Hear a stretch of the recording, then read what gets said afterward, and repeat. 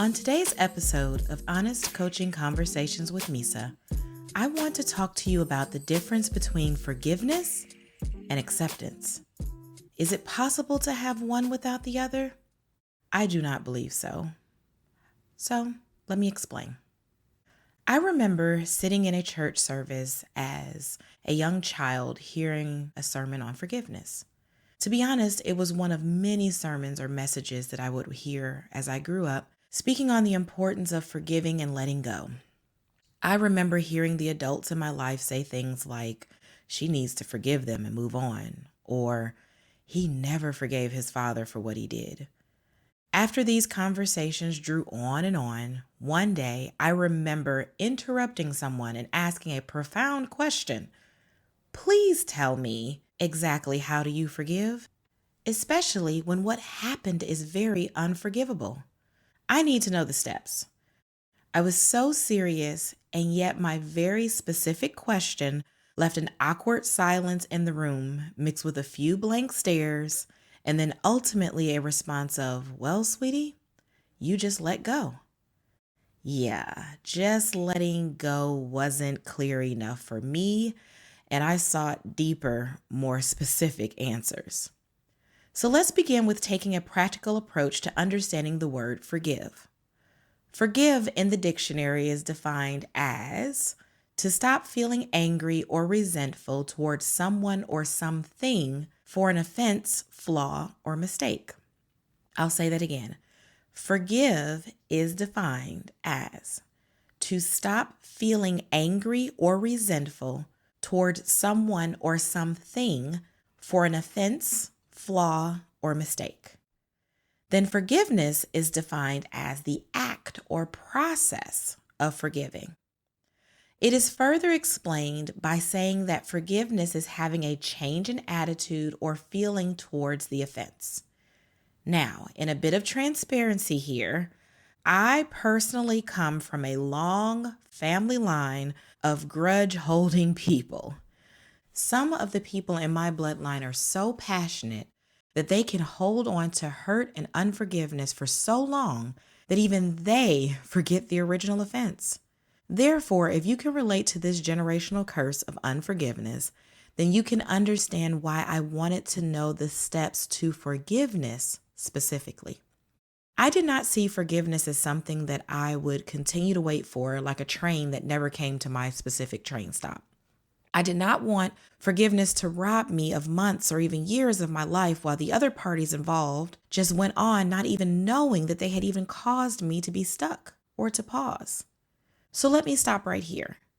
Did you know that forgiveness is for you and not the other person or thing that offended you? Yes, when you practice forgiveness, it is never about the other person. Forgiveness frees you. Let that sink in for a moment. Forgiveness is for you. Now let's consider the offense. There are some things that seem to really cut deep. I mean, major situations in which the thought of forgiveness is laughable initially. If you haven't personally experienced one of these major, long-lasting offenses, consider that a friend, family member, or neighbor has. These are the situations in which I needed to have a process, if you will, on how to forgive. Simply telling me or someone who has endured a major offense to let it go seems insensitive, cold, and even callous. As time went on, I continued to ask people who I felt could have an answer to how to forgive what their recipe was. And over again, I received similar versions of the just let it go response. One day, however, I was speaking with an elder. Unfortunately, I do not remember the time or the details of said conversation or even the place. But I remember asking how exactly do you forgive question, fully expecting the usual just let it go response. When I got something different, I received substance. The elder explained that forgiveness begins when you separate the person from the offense. A person is not his or her action at the time.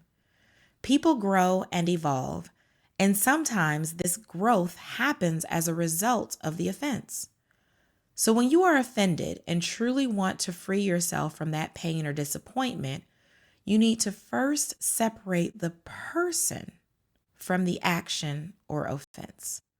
She did not hurt or offend you. However, what she did. Does that make sense?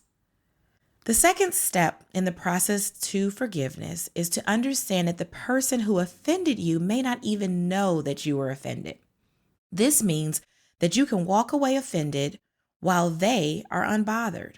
Therefore, if you have the opportunity to tell them how they offended you, do so. If you do not have this opportunity, then write them a letter. My point is to get it out and off of your chest. Getting it off of your chest ensures that there isn't any stain of the offense remaining in your life. Think about it like what would happen when a glass dish falls on your floor.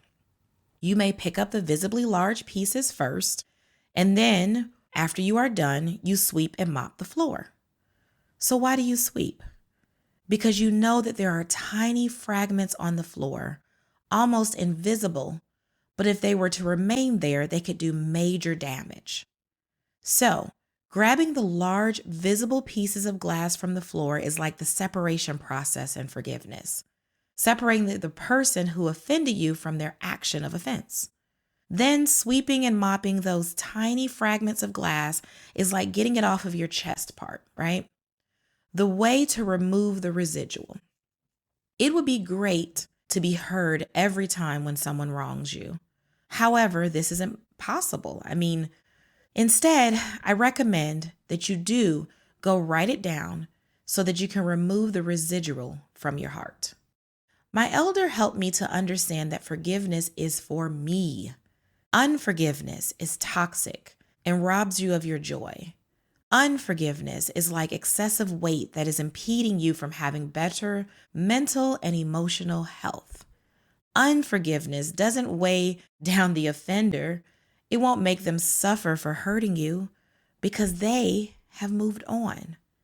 This is why forgiveness is for you, to free you of the pain.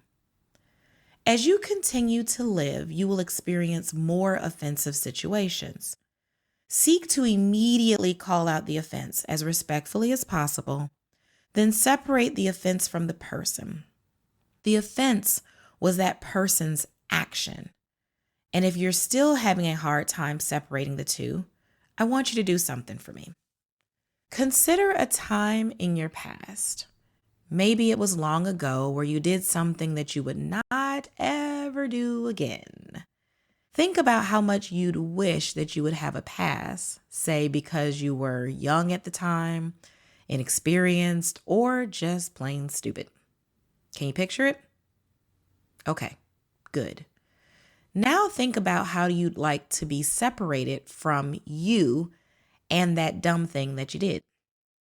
Think about how you would like consideration for how much you have grown from that embarrassing action, right? Ah, yes. You would like to be forgiven with the understanding that you are not that action. Yes, you may have made that choice back then, but today you are different. This is my point. Forgiveness should be freely given unto others in the same manner that you would like to receive it for your actions. Please understand that initially, the practice of forgiveness will not be easy. And depending on the offense, it may take a moment for you to process things.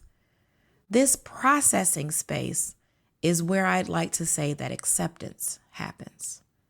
The third step in the forgiveness process is accepting, and this step could take a while. So you begin with separating the person from the action or offense.